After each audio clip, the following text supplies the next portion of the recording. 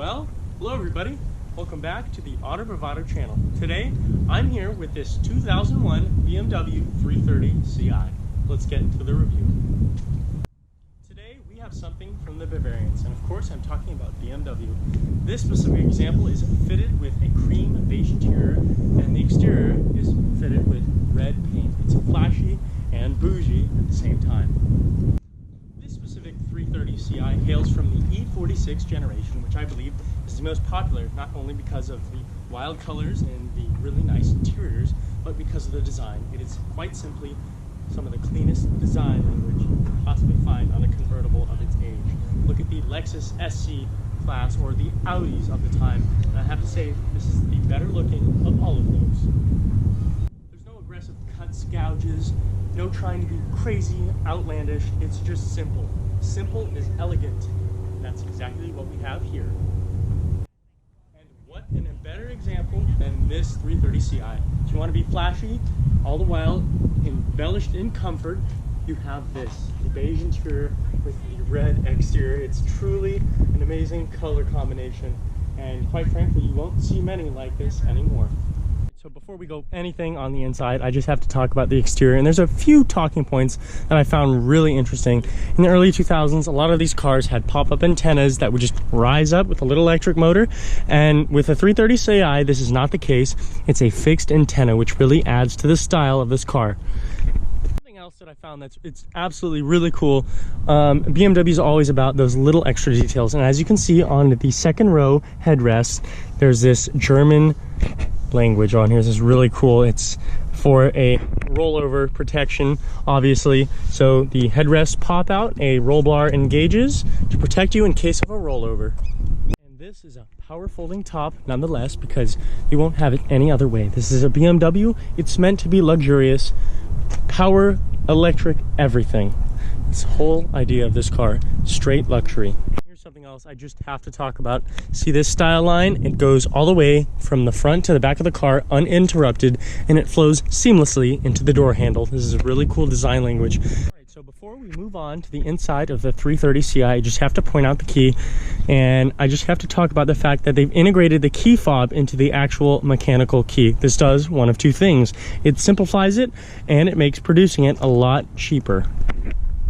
One more thing about the key. So you want to get inside the interior, you have to click this top button that has a labeled up arrow. You click it and it unlocks. But if you want to lock the car, if you're going to walk away, you click the BMW logo. That's so cool that they've integrated the lock button into the BMW emblem. That's really cool.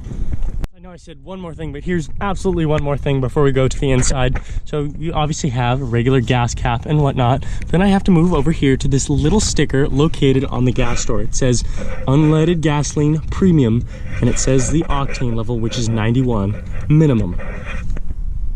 And what's really nice is the fact that you don't need to pop a switch or anything. You just tap the gas door, it opens a quick release lever, you can get in without fussing with a key. So now we can get inside the interior of the 330 Ci, and upon entrance, wow, that was actually a really loud door closing, but nonetheless, these seats are really comfortable and supportive. It really feels like a captain's chair.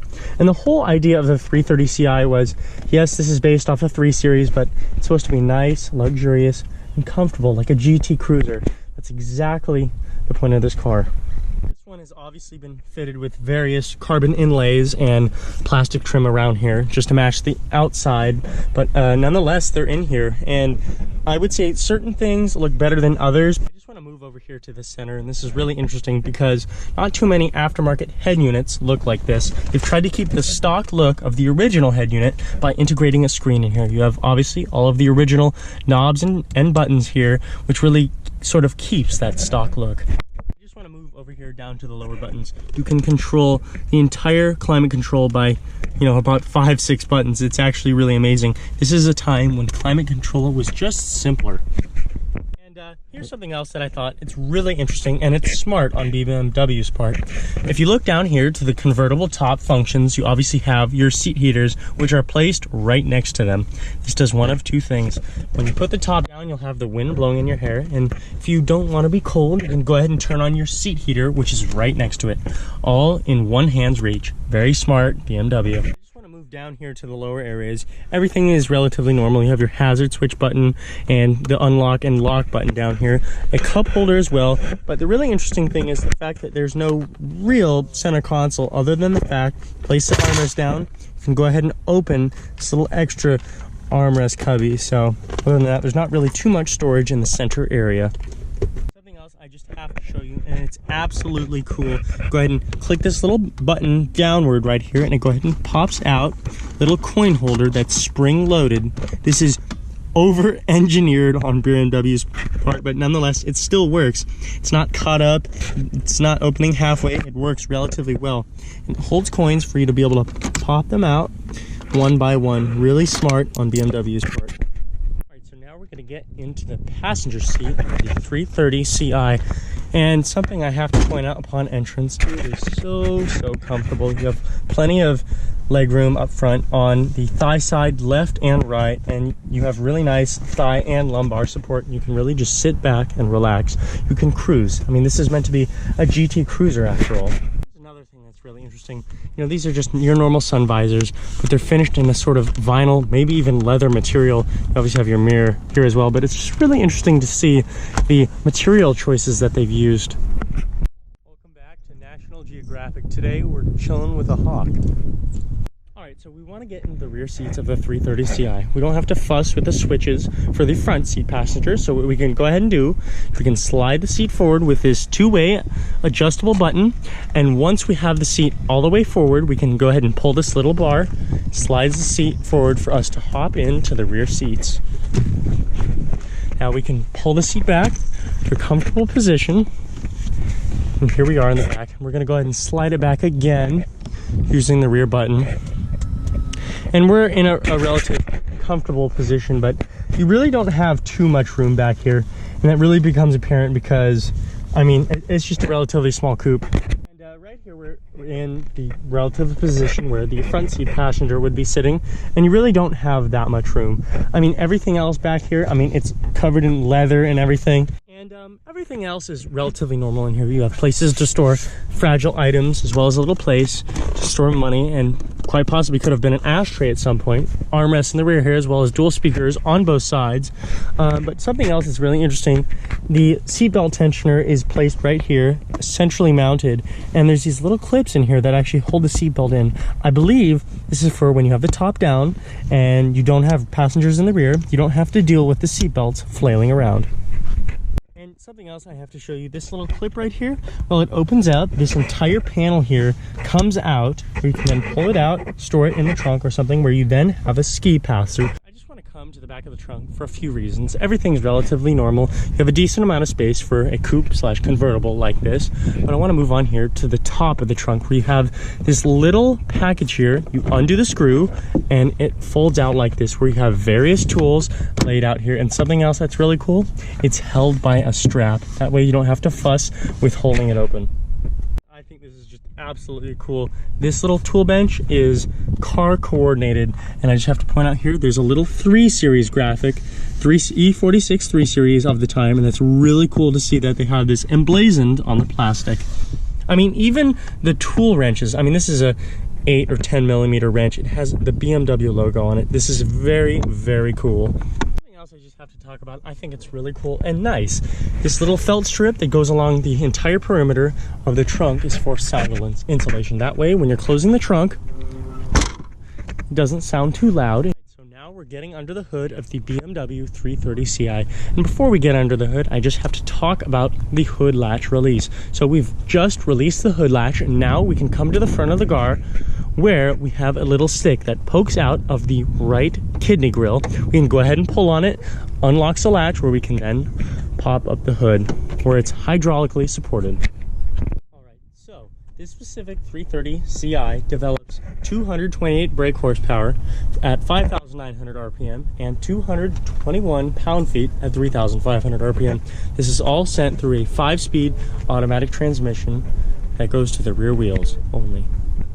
It's funny, it's really surprising, but this engine bay looks like it has been stuffed, and that's no exception. I mean, this is the valve cover right here, and I mean, it goes way back here. It's really surprising.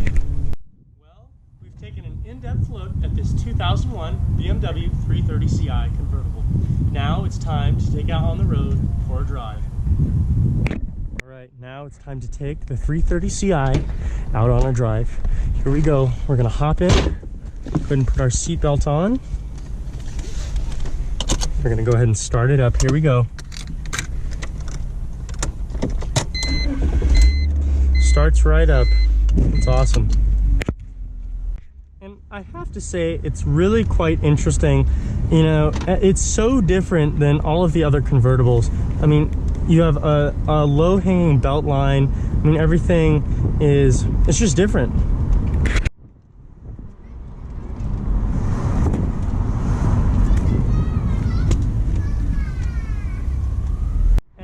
It's 225 horsepower to the rear wheels, and you might think, okay, you know, this might be a little underpowered. I mean, the car weighs more than 3,000 pounds, and obviously it's a powered top convertible, but nonetheless, it actually gets up and goes relatively well, which is something I was surprised, because I looked up the power figure before, and, you know, I knew the power to weight ratio and everything, but, you know, it just, sometimes these cars always surprise me.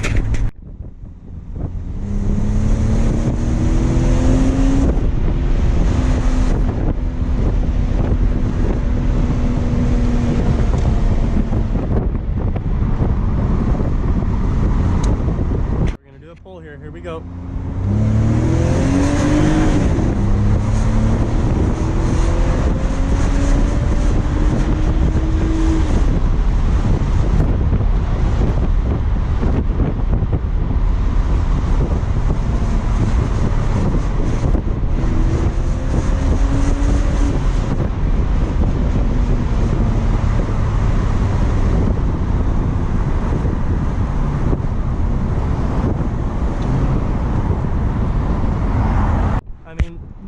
You just probably saw that, but that's a really good sounding motor. I mean, it's a 3-liter 6-cylinder. That's really wow, truly amazed. And might I say, this is a relatively low miles 330ci. This one only has 81,000 miles on it, so, you know, considering the paint, considering the interior, I mean, this is really in really top-end condition for this type of car, and especially for its age.